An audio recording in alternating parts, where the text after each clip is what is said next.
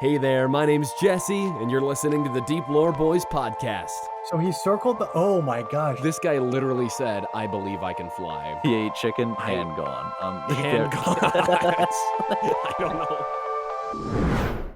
Can we talk about this? This immediately has me interested. This is another sports curse.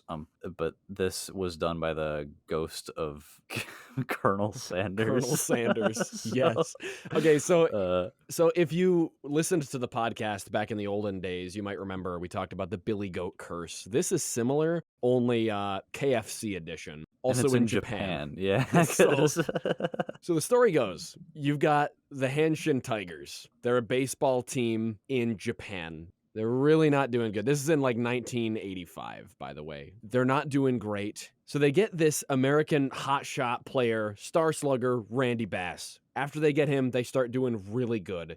And the fans are going ballistic because, the Tigers, they're finally winning. It looks like they're going to do really good. So the fans start... They get some Buffalo Bills energy. They're getting hyped. They're getting hyped. And so eventually, I guess they had this tradition where they would jump into this one river. They have a tradition where they find a lookalike from, the stadium, and every lookalike jumps into the canal. They did not have a lookalike for Randy Bass.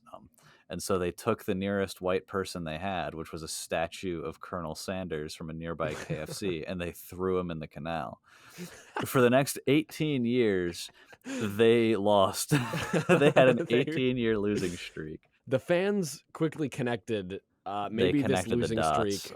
So they started diving into the river, trying to recover the statue and get it out. They apologized to the store manager, but they did not gain mercy. And then they finally won. And then they finally win in 2002. Japan beat Tunisia in the World Cup, and 500 Tigers fans dove into the canal to celebrate, despite the heavy police security. And they took a Colonel Sanders statue from a different KFC and cut his hands off. What? Because they believed Did they not learn? Was what...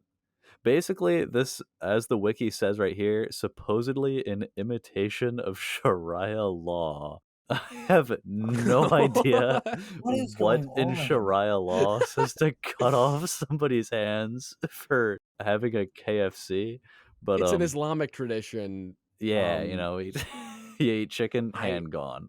Hand gone. I don't know. Don't tell me the losing streak began again. No, actually, the year after that, they had a really strong season. They started off well, doing good. Although, because of the, avid problem of people throwing more and more Colonel Sanders into the canal and mutilating them, all of the KFC outlets in the area had to move all their Colonel Sanders statues inside to protect them from the rabid Tigers fans. Apparently, the replacement Colonel Sanders... Have you guys ever been to a KFC that has a Colonel Sanders statue? This is in Japan, okay? The KFC is foreign in Japan, so this is like some restaurant from another country coming over to the U.S. They would want to hype it up as much as they can. And because we already hype the Colonel up so much in America, they hype him up way more out there. And yeah, they literally had to bolt down the replacement statue of Colonel Sanders because people kept trying to take him. But then, in 2009, divers were, going through the river, and they found what they thought was a large barrel. And then they realized, oh, wait, that's a corpse. And then they were like, wait a second, no, it's not a corpse. That is Colonel Sanders at the bottom of the river. Now, here's what would have been funny if they had found the corpse of the actual flesh and blood Colonel Sanders. How he got there, we don't know. That would be terrifying. We've definitely discussed sports curses on the podcast before. I know that we did in season 1 with the goats Cubs curse. Yeah. But man, this is so much weirder. This is bizarre. Yeah. So yeah, they found right away, they were able to get his upper body and his head and stuff. The lower body and right hand were found the next day, but the statue to this day is still missing its glasses and his left hand. And so they said that the only way the curse would be lifted was by returning his glasses and his hand.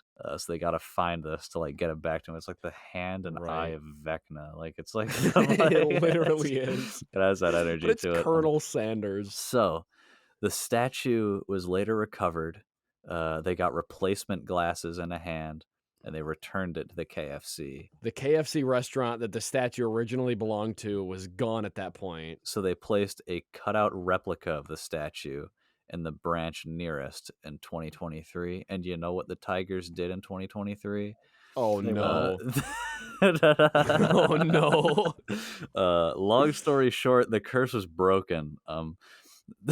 Wahoo. In 2023, the Tigers won Game 7 of the Japan series. Fans gathered again and celebrated by throwing a fan cosplaying as the Colonel into the river. Okay, hold on. The curse of the Colonel has also been used as a boogeyman threat to those who would steal the KFC recipe. Ooh, okay. Or basically spread the secrets of the KFC recipe. Dude, I'm not touching that. Oh, and then in 2024, just so we know, they held a burial ceremony for the statue. On March 8th this year, saying that it was difficult to maintain its, deteriorating condition. After they fished him out of the river, yeah, they buried him. They put him to rest.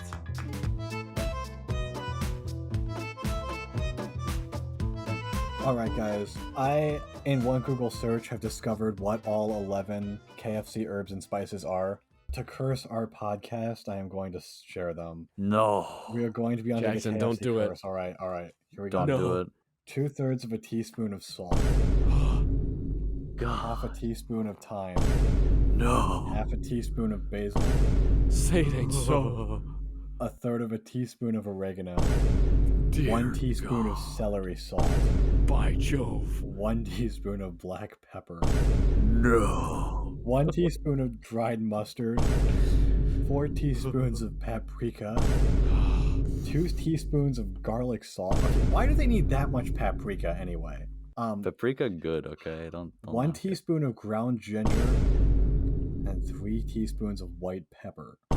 Now, all of these spices are mixed with 2 cups of flour, according to this website, to create the iconic KFC breading.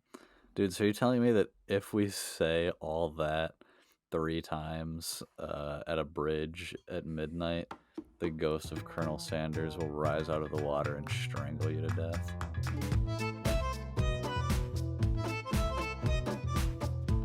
Hey, thanks for listening to this episode of the Deep Lore Boys podcast.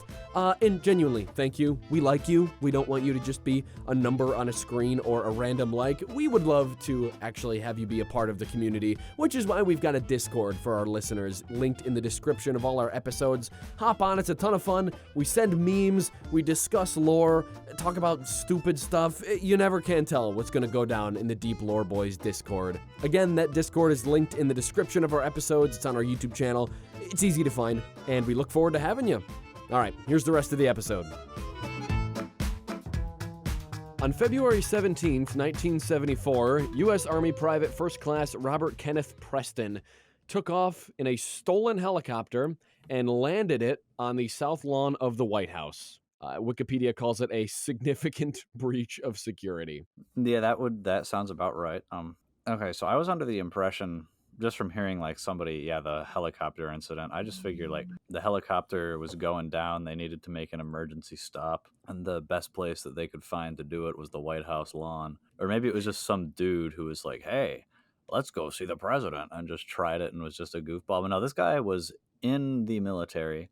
He was in the Army and planned to become a helicopter pilot, but he did not graduate from the helicopter training course. Yeah, so what's his name? Robert Kenneth Preston. He wanted to become a helicopter pilot. Reminds me of Lawn Chair Larry a bit. He just wanted to fly. So he was salty because he couldn't be a helicopter pilot, but he was enlisted in the Army, and so he still had to stay there for 4 years. So he went to Fort Meade and worked as a helicopter mechanic. Which isn't what he wanted to do. He didn't want to fix the helicopters. He wanted to be in them. He just watches the guy take off in the newly fixed helicopter and is like, that should have been me. That should be me in there. Yeah, it probably is how he's feeling. He would later prove himself. So he was just super salty about not getting accepted. And so he stole a helicopter and is like, I'm going to land this puppy on the White House lawn just to prove it. He Prove stole what the I can do. helicopter to show his skill as a pilot. This guy literally said, I believe I can fly. I believe I can touch the sky. So he waited until midnight to steal one, and it said he took off without using anti-collision lights. So this is painful. So it actually, if you scroll down to the incident section on the wiki, it says that he left a dance hall and restaurant downhearted due to a failed relationship and his unclear future in the military. So he was just down. Yeah, breakup energy. Nothing damages a dude's confidence more and also increases his confidence more than a breakup. So he parks his car, goes into this unguarded airfield. Why are there so many unguarded airfields? In every story where an aircraft is stolen, there's just nobody around. Apparently, there's just a lot of them. So yeah, he lifted off without activating his anti-collision lights or making any radio calls. A controller in the control tower spotted the stolen helicopter and alerted the state police. So they don't know who's in this thing. They just know somebody, could be a terrorist, has stolen a helicopter. Could be anybody. Maybe it's just some guy who, broke up with his girlfriend and he's salty because he's not a pilot. But nah, probably not. So did he end up succeeding on landing on the White House lawn, or did he just hover next to it? So he landed at a field nearby the restaurant he was at earlier. So he flew right over the restaurant, and then decided you know what, this ain't the place to be. So he took back off again and followed the lights of the parkway down to DC, 20 miles southwest, basically flying down a highway.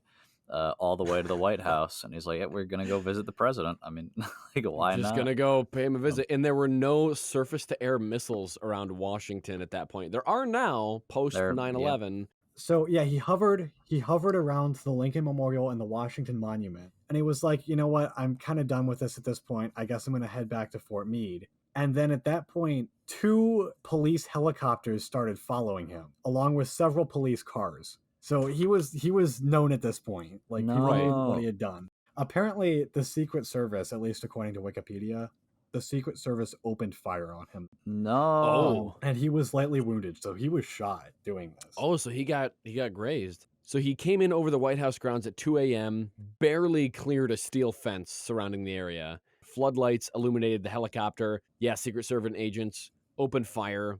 They hit his foot. Helicopter veers to one side, bounces on a skid, regains control, and finally settles on the south lawn. So I was under the impression, based on the way the article opened, that he flew there and landed. But really, this is I don't think he intended to land. Down. I think that he just flew right over it, and they shot him, and they got him. That's where it fell. Well, the thing is, apparently he was a good helicopter pilot because evidently he landed on the White House South Lawn while being fired at and injured. Yeah. And he was also able to do this with 2 police helicopters following him. Yeah, he's pretty good. Man, but they discharged him from the army after that. Yeah, wait, so we got to read about the aftermath here now that we got the whole story. He's handcuffed, he's taken to the Army Medical Center for treatment, where he arrived smiling and laughing. So the helicopter. Hold on, he wasn't just shot in the foot. He was shot 5 times. Yeah. Oh, wow. They said that all 5 of them caused superficial wounds, so they weren't anything lethal, but still. And he still came out smiling and laughing, having been shot 5 times. No pain could have been worse than when Lisa dumped me. That, dude, the pain of being shot 5 times was nothing compared to that. Poor to the knife she put in my heart. Now, what is kind of weird to me is that they didn't install any surface-to-air missiles until after 9/11, and no one thought after this, maybe... Yeah, they just started putting padlocks on the helicopters. I don't know, I guess. Called it a day. I guess this just wasn't enough of a wake-up call. Nobody was like, all right. So, interestingly, it is speculated that what Preston did influenced a guy named Samuel Bick to attempt to hijack a plane 5 days later. Yeah, and he wanted to assassinate Nixon, I guess was his plan. He killed a policeman and a pilot. Oh, really? Yes, he was then shot by a police officer and then died by suicide. So. Man, and then they still didn't install any. Yeah, it's not like missiles. Holy Like, crap! Like, did they just not have any missiles? Like, this was the 70s. I feel like they did. Also, apparently, Richard Nixon, he was president at the time, obviously, because it was 74. He wasn't even home. He was in Indianapolis. No, I think he was in Florida. Oh no, he was in Florida. His wife was in Indianapolis. Okay, dude, that could be why there's no missiles installed. Is because Nixon never found out. He never knew about this. No wonder they were like, guys, don't tell him. Guys, don't tell him. Like, guys, quick, clean it up. Clean it up. We're all gonna lose our jobs. Clean it up. That would go so hard, man. I want to make a movie now. It's like a whole bunch of Secret Service agents trash the White House with like some party thing, and then like the president's gonna come home and they have to like clean it up as fast as possible. It's like Roderick and yeah, like and Roderick Greg. Rules. Like that would go hard, man. Nixon's like, who put General Grant on the thermostat? That would go so hard, man. The Secret Service, apparently they didn't install any missiles on the White House grounds, but they did, however, increase the size of restricted airspace around the White House. Dog, what was the restricted airspace before? Like he got, I know, like he got in apparently it. He still entered it, so you cannot fly over the lawn anymore. So of course, Preston, they tried to charge him with everything. Attempted murder. He was trying to commit suicide by crashing into the White House. We just barely saved everybody. And he pled like, no, I just wanted to show my skill as a pilot and demonstrate that I know what I'm doing. He pled guilty to wrongful appropriation in breach of the peace, was sentenced to 1 year in prison and fined $2,400, which is about $15,000 in 2023. And that was pretty much it, which, honestly, for flying a helicopter to the White House, getting 5 bullet wounds and 1.5 years in prison, it's pretty good. I'm shocked that Nixon didn't make this like a big deal and then just draft him into Vietnam as a helicopter pilot. Like, I mean, apparently he was good enough to do this. So, like, well, he was in jail. That would kind of go hard, though. Yeah, he was discharged from the army, lived his own life. He got married, unfortunately died of cancer back in 2009. Rest in peace, fella. He had a good flight. So between this guy, Lawn Chair Larry, and Fitzgerald, I can't remember his first name. Thomas Fitzpatrick. Thomas Fitzpatrick. Good old Tommy Fitz.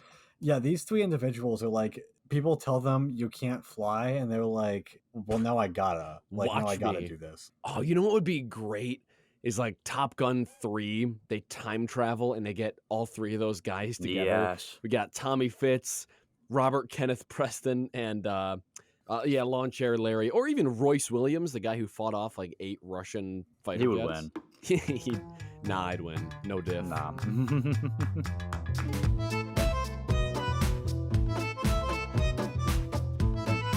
Dude, have you guys seen the See Also page? The Hawker Hunter Tower Bridge incident? The Hawker Hunter Tower Bridge seems to be the same thing, but in England instead of the US. It occurred on 5th of April, 1968. So this was like 6 years before the incident we just read about. Hawker Hunter, or I thought his name was Hawker Hunter. I was like, how is this guy not American?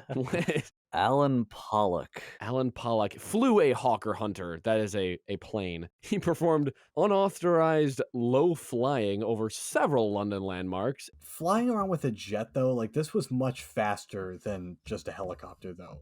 This guy was zipping. And the only reason he did this was because it was the 50th anniversary of the founding of the Royal Air Force. And the Ministry of Defense did not recognize it. They did nothing for it at all. They were just like, no. So I guess in the 1960s, there was just a shift in emphasis. They were like, we don't really need pilots and planes anymore. Guided missiles are the new thing. Yeah. And so the British aircraft industry, the morale had just plummeted. And this guy, Alan Pollock, he was a flight lieutenant, flight commander, was like, guys, it's the 50th anniversary. We're not doing anything. Screw it. I will celebrate for us. I got this. I was like, I got it. On April Fool's Day, he and some other members of the number 1 squadron just hopped in their planes and started flying around. So yeah, they did a little display, but then on April 5th, a few days later, this is when he pulled the stunt. So he circled the, oh my gosh. So after he took the plane, he circled the Houses of Parliament 3 times